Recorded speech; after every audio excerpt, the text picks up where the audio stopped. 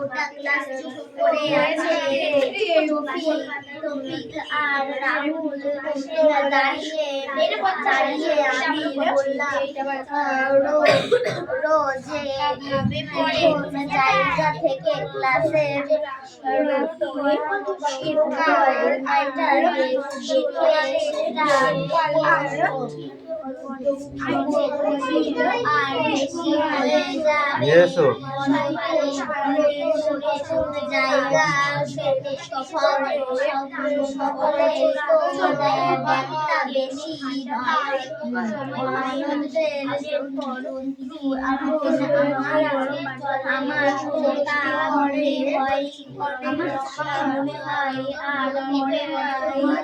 টুটুল কে লেগেছে এটা? টুটুল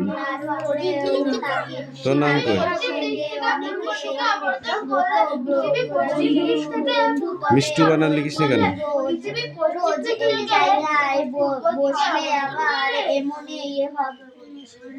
কথা আমি সারাদিন ধরে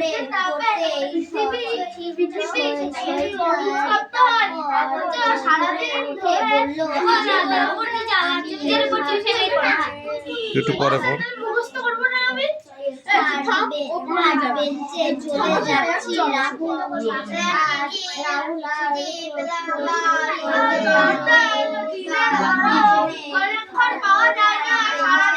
এই রাখো তোমার নাম মিষ্টু তো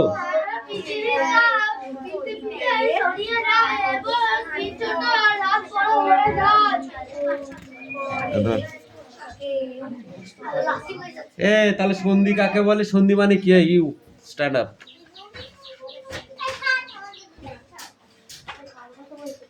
সন্ধি কিভাবে হয়?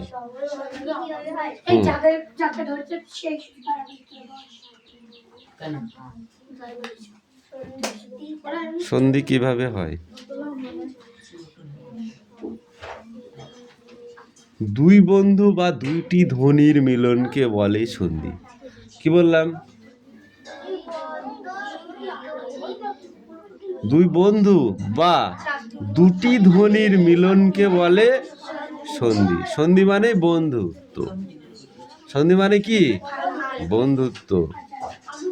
তোমরা ক্লাসে যাও তো? সবাই সবার সঙ্গে কি বন্ধুত্ব হয়?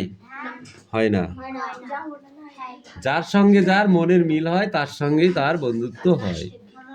ঠিক আছে? যেমন রবির সাথে ইন্দ্রর মিল হয়েছিল বলে একটা বন্ধুত্ব হয়েছে, সেটার নাম কি? রবীন্দ্র।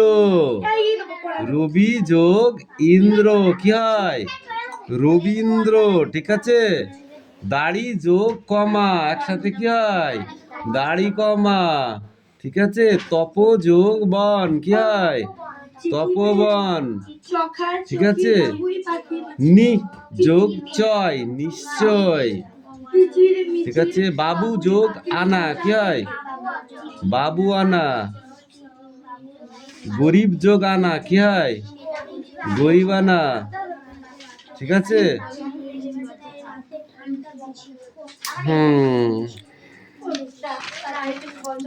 এইবার আমরা এই পেজটা পড়ার পরেই আমরা কিন্তু সন্ধি দুটো একটা করে পেয়ে যাব। ঠিক আছে? এই পেজটা পড়ার পরে আমরা সন্ধি পেয়ে যাব, কিন্তু এটাকে আমাদের পড়তে হবে। এটা যদি আমরা না পড়ি তাহলে বুঝতে পারবো না পরবর্তীতে গিয়ে। যদি পরীক্ষায় আসে সন্ধি বিচ্ছেদ কাকে বলে, তখন তুমি কি বলবে? দুটি ধ্বনি বা বর্ণের মিলনকে সন্ধি বলে। ব্যাস এইটুকুই। ঠিক আছে? এই বইটা দাও ওদের, বইটা দাও ওদের। এইবারই তো খেলা, এতক্ষণ তো দেখলি টেলার। এবার হবে খেলা। Malakar stand up. কেউ দিল কে না দিলে তো দেখতে হবে না, তুই স্ট্যান্ড আপ। দৈনিক আপাতন গতি কাকে বলে? এই বইটা বন্ধ কর। দৈনিক আপাতন গতি কাকে বলে?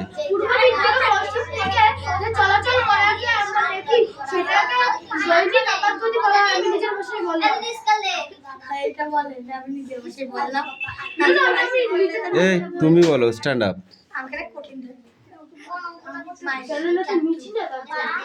বার্ষিক আপাতন গতি বা রবিমার্গ কাকে বলে? ওখানে বুঝতে পারিনি, তো জায়গায় তুই দাঁড়াবি। আমি তাহলে যাব রবি মার্গ বা বার্ষিক আপাতন গতি, একই জিনিস। বার্ষিক আপাতন গতিও যাকে বলে, রবি মার্গেও তাকে বলে।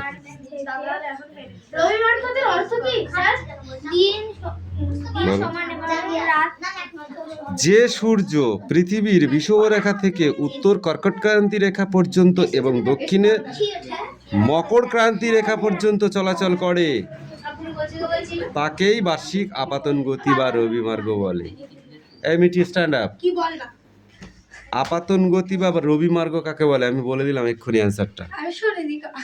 তুমি শুনলে বা না শুনলে আমার দেখে লাভ নেই, এবার পড়াটা বলো। বিদ্যাসাগর কি করে পারতো? তোরা তো বলিস যে আমরা বিদ্যাসাগরের শিষ্য, তাহলে তোদের পারা উচিত। ও তো বললি নাতনি হবি।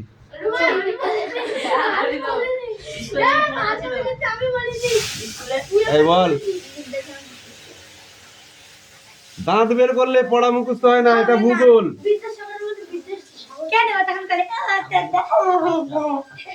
একদম বাজে কথা বলবি না।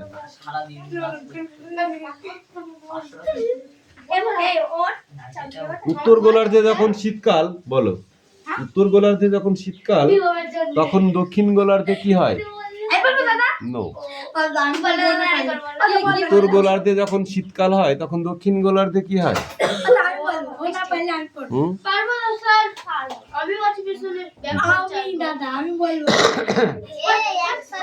বল, এই কি বল?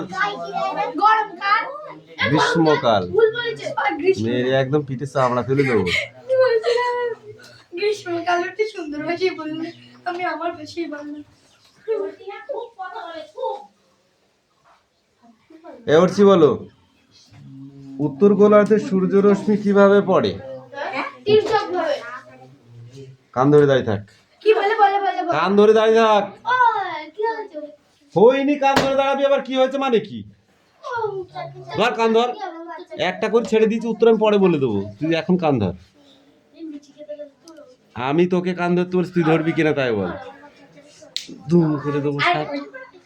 এবার তুই বল, উত্তর গোলার্ধে সূর্য কিভাবে পড়ে?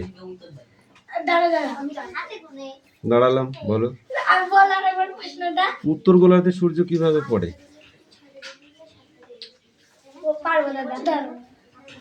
হাত পাত, নাহলে কান ধর।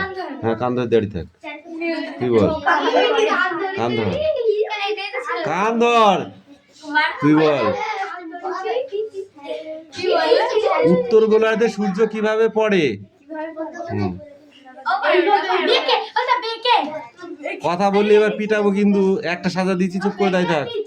বল, তুই বল, কান ধর।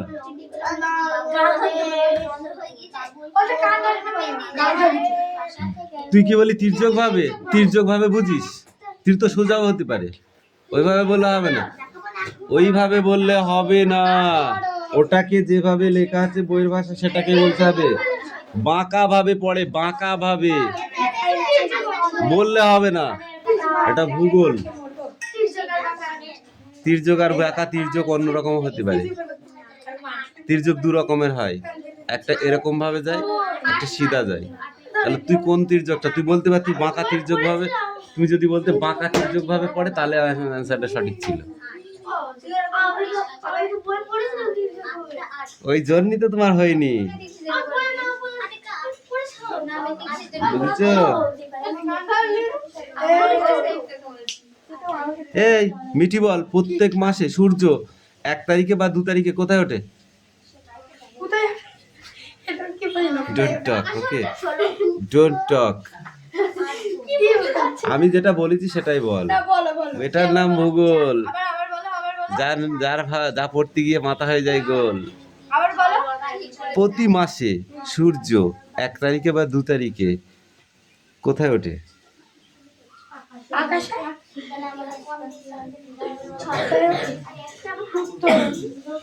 পূর্ব আকাশে ওঠে সকালে, পূর্ব আকাশে ওঠে প্রভাতে বা সকালে।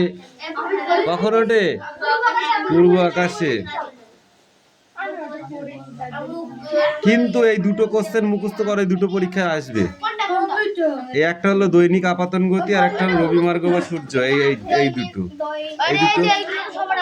ওগুলো হয়ে গেছে তোমার, ওগুলো আর বলছেন কি ওই দুটো পড়ো। Sit down, sit down, sit down, sit down. হ্যাঁ, আরে হুল্লু কেঁদে এইটা আর এইটা, আর হচ্ছে দৈনিক আপাতন গতি, আর এই রবিমার্গ।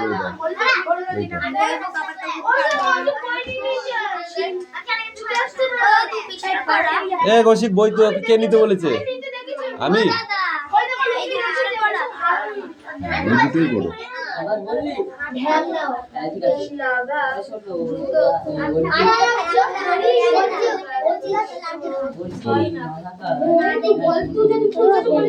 পিছা পিছা পিছা পিছা।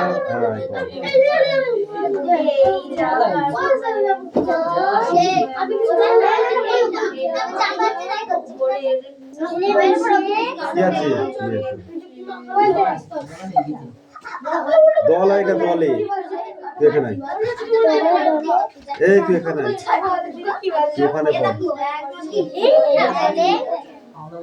বল।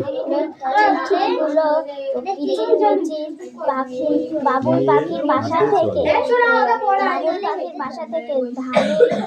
চ ছ বর্গি চ ছ দলে দলে বোঝা নিয়ে হাটে চলে। মুখে মারবো একটা চড় একদম। যা লিখে নে। এই বল, প্রথম থেকে বল। চিঠি পেলাম কোড়াকুড়ি, চিঠি পেলাম কিচির মিচির বাবুই পাখির বাসার থেকে, ধানের পাতায়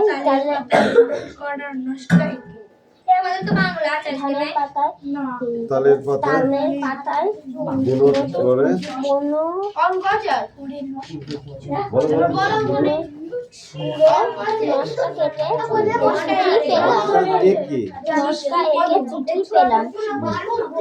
চিঠি পেলাম কোড়াকুড়ি বর্ষাকালের ফসল খেতে, ফসল খেতে সবুজ পাতার আসরগুলি নাচছে জল ধারায় মেতে, আকাশ জুড়ে মেঘের কাঁদন, বিয়ার ডাক উদাস বাতাস আছড়ে বলে, কে যেন ভাই, কে যেন বা চাইছে কাকে। এটা কিন্তু পড়া ছিল।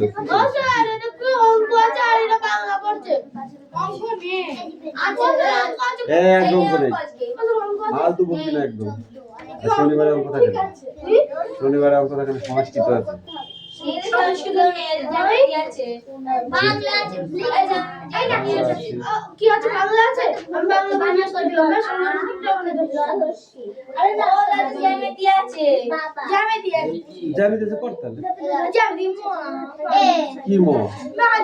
জ্যামিতি মতো সোজা জিনিস নেই, বলো তাহলে যেটা আছে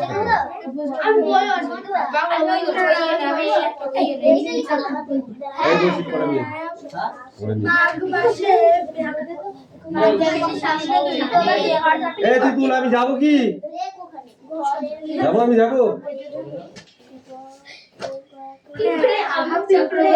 সেই দেখে বক বক বক বক করে যাচ্ছে। এদিকে এই সামনে আয়।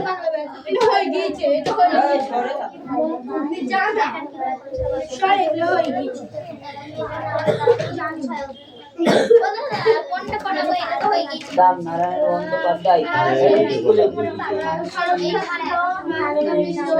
ছিলেন ভদ্রলোক, আমাদের অঙ্ক পড়াতে আশ্চর্য পরিষ্কার ছিল মাথা। যেসব জটিল অঙ্ক নিয়ে আমরা ঘন্টার পর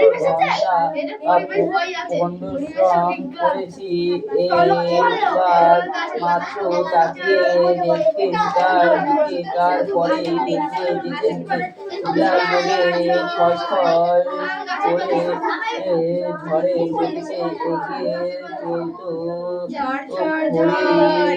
হঠাৎ ঘড়ি ভেঙে গেলে বিরক্ত হয়ে দুটো আমাদের দিকে ঘুরে তৎক্ষণাৎ আর একটা তুলে নিতে। একটু পরে আমরা রোমাঞ্চিত হয়ে দেখি ছবির মতো অঙ্কটা সাজিয়ে দিয়েছে। পৃথিবীতে যত অঙ্ক ছিল সব যেন ওর মুখস্থ কিংবা মুখস্থ বললেও ঠিক হয় না, মনে হতো আমাদের অদৃশ্য অক্ষরে বলে আগে থেকে কথা রয়েছে। উনি দেখতে পাচ্ছেন ঠিক, আর সঙ্গে সঙ্গে তার উপরে অঙ্কে যারা মধ্যে 100 পায় ও ভয়ে তারা এই তটস্থ হয়ে থাকে। আর আমাদের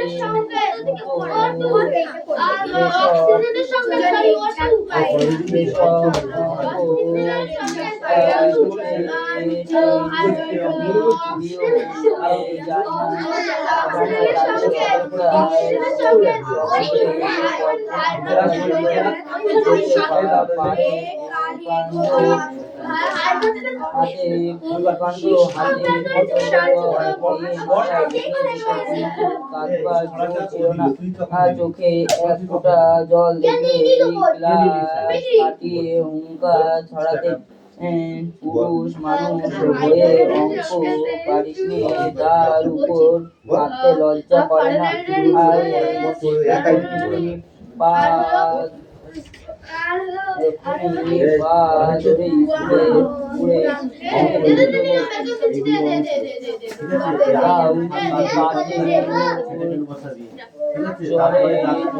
থেকে আমরা তা আন্দাজ করে নিয়েছিলাম।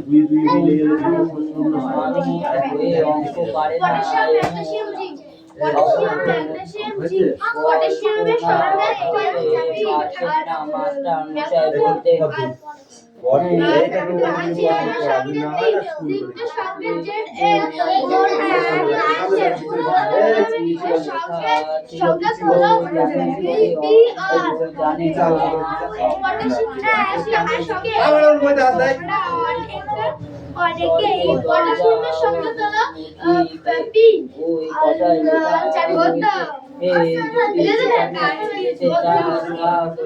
স্বর্গে খবরটা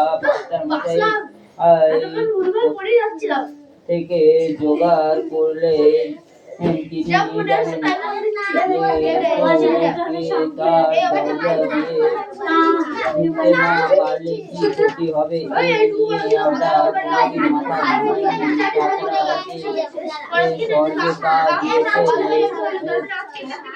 জ্যামিতি কিংবা বুঝতে হবে সে সঙ্গে চাইতে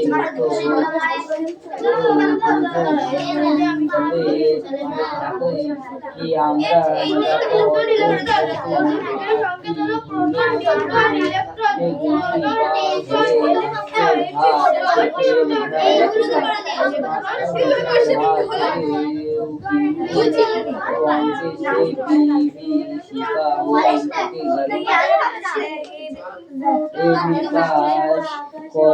করবার পরে স্বপ্ন দেখি পরীক্ষায় লাস্ট বেল পড়া বড় আমার মিলছে না। মাস্টার মশাই গার্ড হয়ে একবার আমার সামনে এসে দাঁড়িয়েছেন, চোখ দিয়ে তার আগুন ধরছে, তাকে দাঁত বসে বলছে, মাথার উপর ঘুরন্ত পাকা সত্ত্বেও আমি জেগে উঠলাম। লালু দেখেছি চেনা ঘরটাকে চোখে পড়েছে।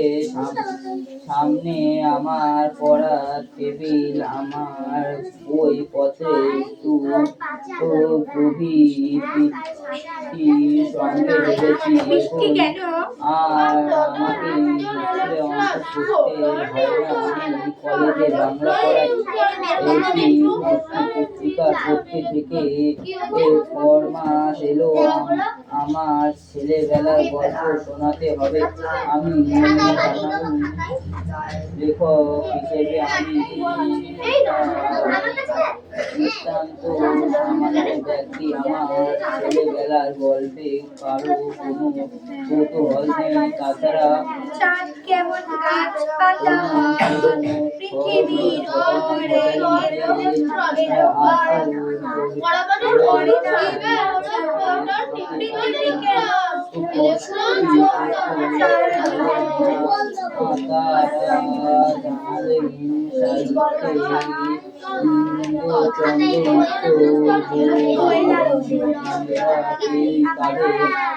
বিশেষ পাতা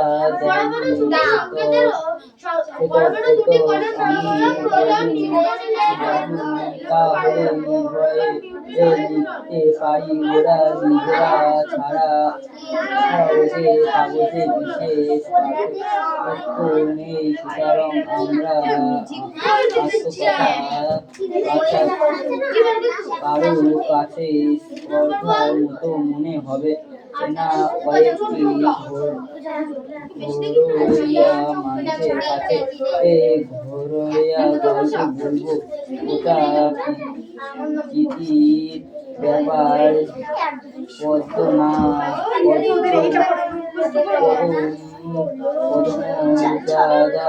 নয়, কাগজ মনে এলো মাস্টারমশাইয়ের কথা। তাকে নিয়ে উজ্জ্বল নয় বা কল্পনার হাতুড়ি মিশিয়ে নিল সেটা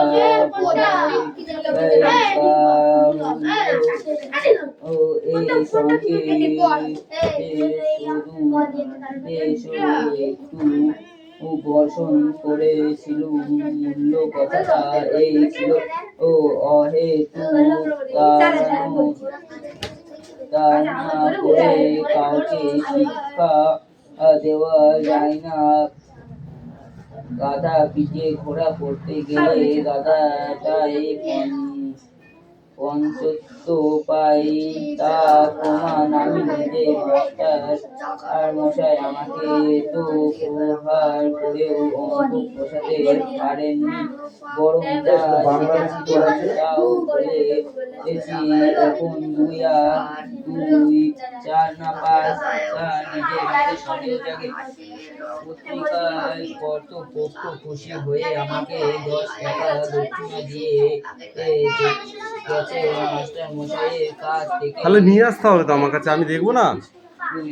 এই রিয়াদ তো পড়া দেন। হ্যাঁ, তারপরে আরো অনেক দিন পর হয়ে গেল সেই লেখক কথা ভুলে গেলেন।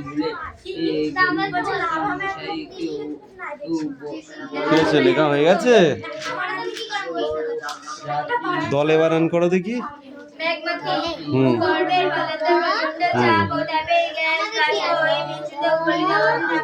লয়ে একার দলে, তাই তো। হাটে বানান করো দেখি। হাটে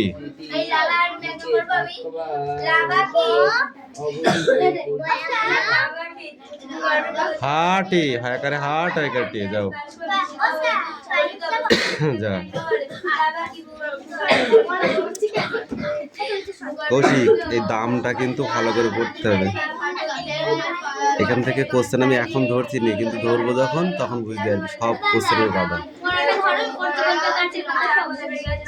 দাও দাও দাও দাও। 9 থেকে 8 বাদ দিলে 4 থাকে না। এটা ভুল করেছো তুমি। এখানে 1 হবে আর এইটা 4 হবে, এটা ভুল হয়েছে।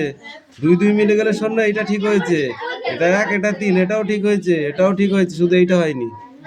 বুঝতে পেরেছো? যাও, এই তুমি অঙ্ক এটা নিয়ে এসো তো, পড়াটা নিয়ে এসো। এরিয়া পড়া দে, পড়ো। 8-এর ঘরটা বলো।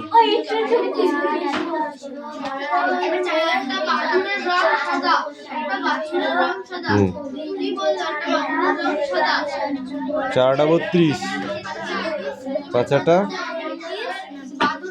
6টা। খাতা আছে? শুধু 8-এর ঘরটা লিখে দেখো আমাকে, দেখবা না।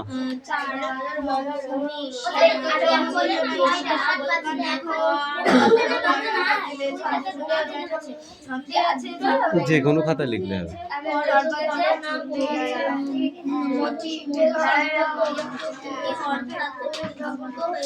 দাও।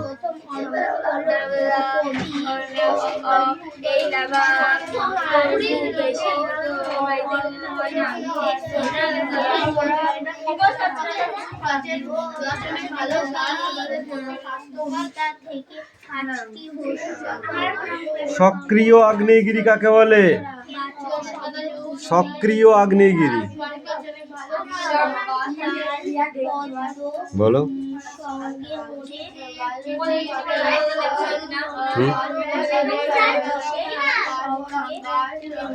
সিসিলি দ্বীপপুঞ্জে এটনা, কামিন, লিপারি দ্বীপে, স্টাম্বলে হাওয়াই দ্বীপে, মোয়ালি, কিলোয়া, ভারতের ব্যারেন, এই ধরনের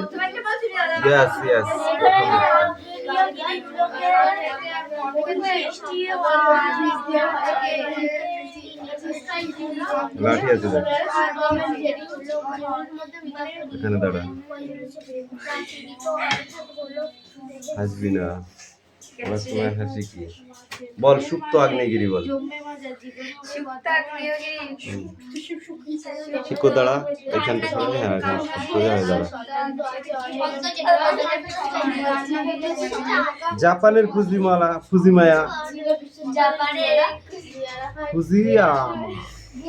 বল। জাপানের ফুজিয়ামা, ইন্দোনেশিয়ার কাকাতোয়া, এই ধরনের আগ্নেয়গিরি অগ্ন্যুৎপাতের পর দীর্ঘকাল নিষ্ক্রিয় থাকে, এরা সুপ্ত আগ্নেয়গিরি। আর মৃত আগ্নেয়গিরি কাকে বলে? একই কোয়ালিটির, বলো। এরিয়া কামিন, সোনামের পাশে দাঁড়া, আরো সরে আয়। বল, সুপ্ত আগ্নেয়গিরি কাকে বলে? সুপ্ত, এই সরি, মৃত।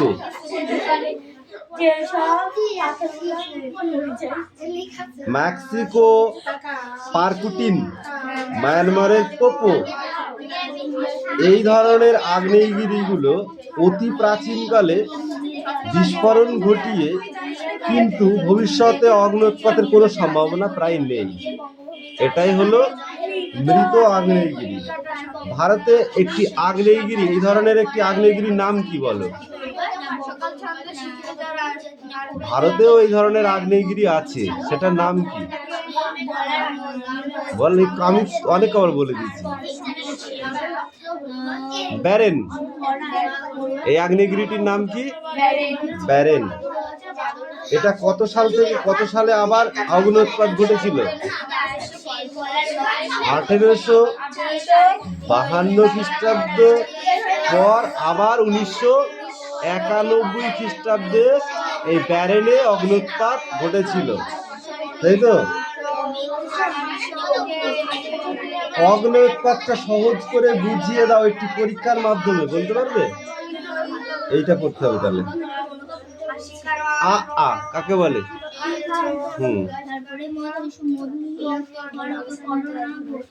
বল।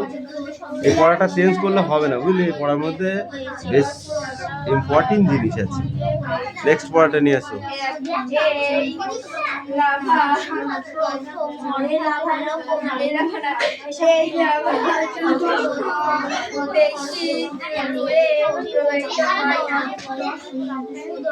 মিঠি পড়া দাও। এই মিঠি বাবু, মিঠি, মিসেস মিঠি, পড়াটা দিন।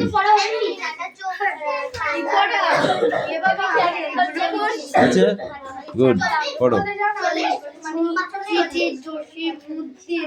হ্যাঁ, এই তুই ওটা কেন পড়ছিস? ওর পরেরটা, মাঝেরটা পড়া তো। ও তো মাঝেরটা দিয়ে গেল।